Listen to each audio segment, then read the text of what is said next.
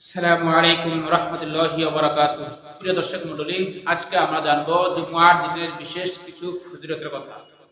এক নম্বর যে ফজিলত বা সওয়াব সেটা হলো জুমার দিন সর্বপ্রথম যে ব্যক্তি সবার আগে মসজিদে প্রবেশ করবে, আল্লাহ পাক রব্বুল আলামিনের রাস্তায় একটি উট কুরবানি করলে যে সওয়াব হবে, ওই ব্যক্তির আমলনামাও ঠিক সেই সওয়াব হবে।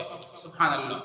দুই নম্বর ফজিলতটি হলো জুমার দিন 2 নম্বরে যে ব্যক্তি মসজিদে প্রবেশ করবে, আল্লাহর রাস্তায় একটি গরু কুরবানি করলে যে সওয়াব হয়, ওই ব্যক্তির আমলনামাও ঠিক সেই সওয়াব হবে। সুবহানাল্লাহ।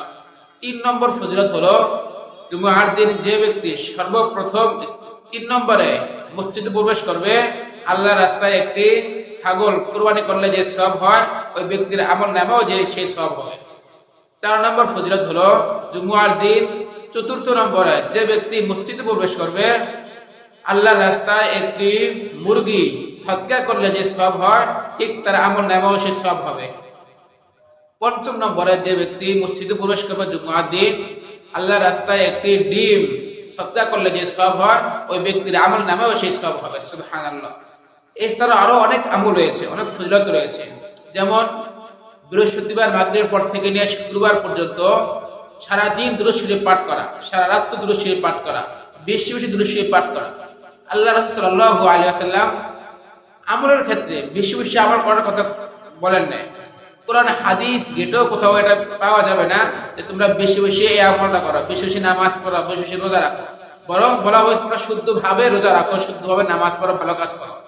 কিন্তু রাসূল সাল্লাল্লাহু আলাইহি ওয়াসাল্লাম বলছেন তোমরা আমার প্রতি বেশি বেশি দুরূদ শরীফ পাঠ করো, কেননা এই বৃহস্পতিবার দিন আমার প্রতি যারা বেশি বেশি দুরূদ শরীফ পাঠ করে, ফেরেশতারা আমার নিকট এসে বলে, ইয়া রাসূলুল্লাহ, অমুক গ্রামের অমুক ব্যক্তি আপনার জন্য দুরূদ শরীফ প্রেরণ করেছে, দুরূদ শরীফ পড়ছে বেশি বেশি। তো যারা দুরূদ শরীফ পড়বে, কাল হাশরের ময়দানে আল্লাহ রাসূল সাল্লাল্লাহু আলাইহি ওয়াসাল্লাম ওই ব্যক্তির জন্য শাফাআত করবেন, সুপারিশ করবেন। সুবহানাল্লাহ।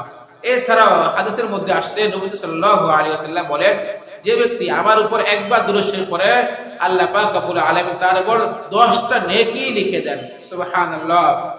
আরেকটা আমল হলো শুক্রবার দিনের যে ফজরের নামাজটা জামাতের সহিত পড়া। অন্যান্য যত সুন্নত আছে, যত গুরুত্ব আছে, এই গুরুত্বের মধ্যে সবচেয়ে বেশি ফজিলতপূর্ণ সুন্নত হলো, গুরুত্বপূর্ণ সুন্নত হলো ফজরের নামাজটা জামাতের সহিত পড়া। কেননা কারণ এটা অনেক কষ্টদায়ক, এটা সবার জন্য সম্ভব নয়।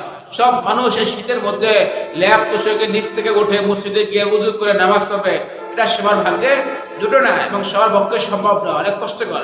তাই যে ব্যক্তি জুমার দিন ফজর নামাজ জামাতের সহিত পড়বে, তার আমলনামায় আল্লাহ পাক রব্বুল আলামিন একটা সুন্নত সওয়াব দান করবে। সুবহানাল্লাহ।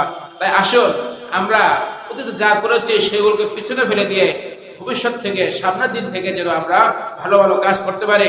আল্লাহ তাআলা আমাদেরকে তৌফিক দান করুক। আমিন।